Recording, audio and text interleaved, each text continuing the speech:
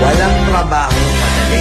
Wala kang karapatang maliitin yung trabaho ng iba. Yung iba sasabihin, gwardiya lang naman yan, rider lang naman yan, construction worker lang naman yan, gasoline boy lang naman yan, fast food crew worker lang naman yan. Pucha, nagkaroon lang tayo ng maganda-gandang klase ng trabaho. Akala na natin kung sino na tayong entitled sa mundong to. Minamaliit natin yung mga taong mas mabababa yung sahod sa atin. Pagkakaalam ko kasi, wala kang karapatang maliitin o matahin yung trabaho ng iba hanggat nagtatrabaho sila ng marangal. Walang trabahong madali. Lahat nagdadaan sa hirap. Lahat nagsasakripisyo.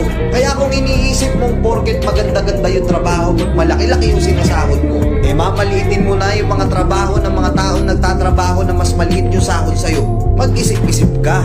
Baka bawiin sa'yo yan. Baka biglang bumaliktad yung mundo at sila naman yung kumakas. Kahit anong trabaho mo, magpakumbaba